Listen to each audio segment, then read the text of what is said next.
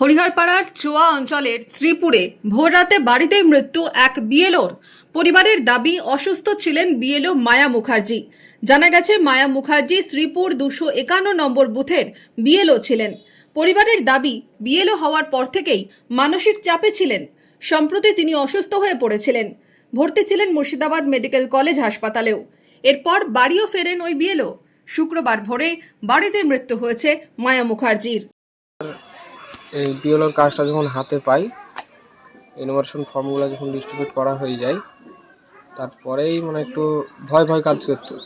চারিকলে শুনতে পাচ্ছিল, মোবাইলে দেখতে পাচ্ছিল যে অনেক নাম বাদ যাবে, না তেনা এরকম একটা ভয় ভয় কাজ করছিল। এই কাজের টেনশনে মাথায় প্রচণ্ড চাপে যে কি হবে, মানুষের নাম বাদ গেলে কি করবে, এরকম একটা চিন্তাই দিন কাটছিল। এইভাবে আস্তে আস্তে অসুস্থ হয়ে পড়ে। আইসিইউতে ছিল আপনার 5 দিন মতো।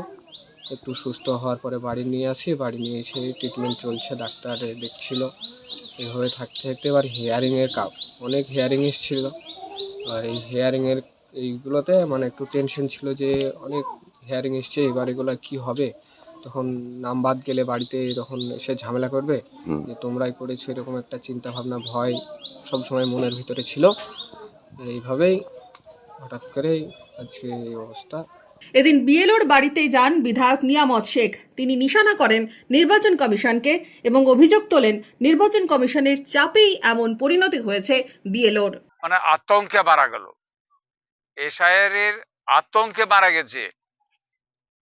সুস্থ শরীর এসআইয়ের নামে যখন উনি বিএলও, ওনাকে যখন দায়িত্ব দিয়েছে সঙ্গে সঙ্গে তেনার টেনশন আরম্ভ হয়ে গেছে।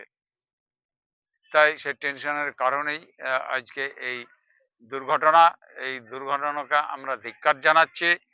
কারণ এই পশ্চিম বাংলার মধ্যে ভোট এসছে এখন, এই ভোটের সামনেই এই মানুষের ওপর যে চাপ, সেই চাপে যে এভাবে দুর্ঘটনা ঘটতে চলেছে, তার জন্য বিজেপি সরকারকে আমরা ধিক্কার জানাচ্ছি। মনমোহিনী হেলথ কেয়ার, স্বাস্থ্য সেবায় অটুট শ্রেষ্ঠত্বের শিরোপা। জেলায় প্রথম robotic knee replacement, cardiology with cath lab, neurosurgery, specialised trauma unit থেকে স্মাইল ট্রেন, একগুচ্ছ পরিষেবায় নিয়োজিত। Monmohini health care, quality care with personal touch, Baharampur শিল্প তালুক।